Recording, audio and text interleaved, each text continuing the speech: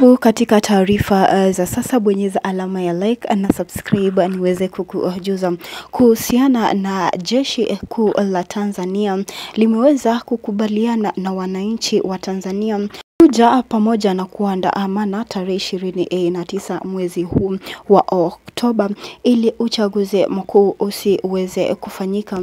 Hii ni kutokana na hali juu ya utekaji nyara na pia ufisadi ambayo imekuwa ikiongezeka katika nchi ya Tanzania.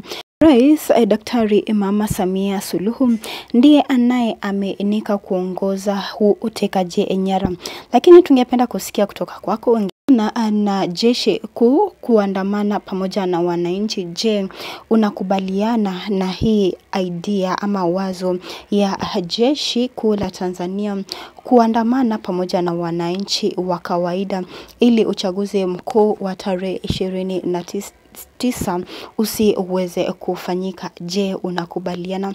Tuandikie maoni yako hapo chini kama unakubaliana, tueleze kwa nini unakubaliana, na hata kama ukubaliani nayo unaweza kutuandikia hapo chini kwa nini hautaki maandamano yaweze kufanyika kati ya wananchi na wanajeshi. Kumbuka Mama Daktari Samia Suluhu aliweza kuwakana ama wale wanaoongoza hii maandamano eti kutakuwa na live bullets siku ya tarehe 29 ambayo maandamano imeweza kupangwa kati ya wananchi wa kawaida na wanajeshi. Kumbuka barua ya maandamano tayari ishatumwa kwenye Ikulu na wameomba nafasi ya kuandamana kwa amani ili kusitishwa kwa uchaguzi mkuu na pia hali ya utekaji nyara ambayo imekuwa ikiongezeka nchini Tanzania iweze kupungua, na pia wale ambao wamekuwa wakitekwa nyara waweze kuachiliwa mara moja.